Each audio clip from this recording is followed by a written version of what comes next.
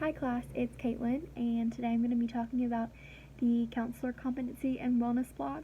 The first question asks, what were the most common reasons for a board to discipline a counselor, and then what was my personal reaction?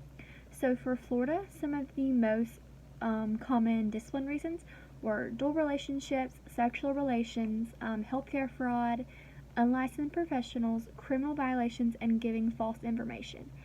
And my reaction to those is that most of them are um, not minor, but a little minor to me. Like, for example, unlicensed professionals.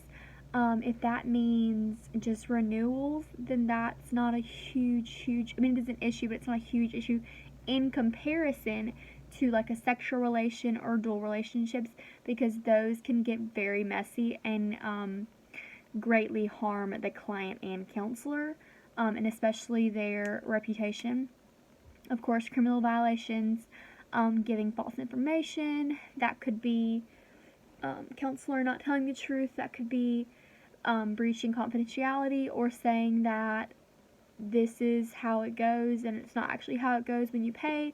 So that's definitely alarming to know that there are that many things, and it's very important for us to be aware of those things and to be aware of all the violations, because there were some smaller ones that honestly I'm sure good counselors have accidentally done, like for example breaches of confidentiality. And the next question talks about how might self-care or lack thereof result in counselor impairment. And this question is a really good one. So self-care is super important and vital to counselors. Self-care is important in general, just in life.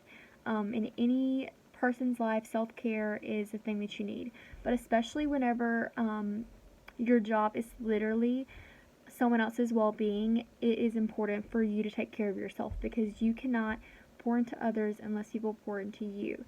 So self-care is important in the fact that you could be impaired and not give the client correct information, not be stable, and potentially harm the client. And that is, of course, a dangerous spot to be in, because the clients that you're talking to could be going through major issues and you could put them in serious danger with their mental health if you're not able to convey the correct statements. So impairment is a big thing. Exhaustion, burnout, secondhand depression, those are all parts of impairment, and they're all a real thing. So if you have a good group of people, such as peers, supervisors, family, and friends, and if you're able to be self-aware of yourself, then those are all awesome tools to combat to combat impairment. And if counselors have those people in their lives to recognize when they're becoming impaired, then I think that it can be a really good setup.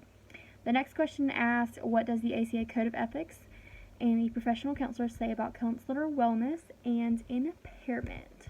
So, on the Code of Ethics, F5B, it says that students and supervisees monitor themselves for signs of impairment from their own physical, mental, or emotional problems, and refrain from offering or providing professional services when impairment is likely to harm a client or others. They notify their faculty or supervisors and seek assistance for problems that reach the level of professional impairment. And if necessary, they have to limit, suspend, or terminate their professional responsibilities until it is determined that they may safely resume their work. So kind of like what I just mentioned, it could definitely be harmful. So when a counselor gets to that spot and they recognize it, they need to confront it head on and do whatever they need to get themselves back in the right mind frame to be able to counsel other people. And the last question was, what is the question? What is the question that I have from this?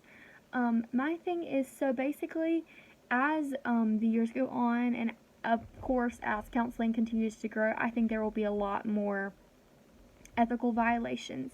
And how should we as future counselors stay up to date on all those things and just really make sure that we're aware of everything? Because I feel like there's going to be huge things like right now that are obvious, like, of course, sexual relations, breach of confidentialities. Those things are obvious that we can't do, but I feel like there will be less obvious things maybe that in the future we won't be able to do because of just how the society is today.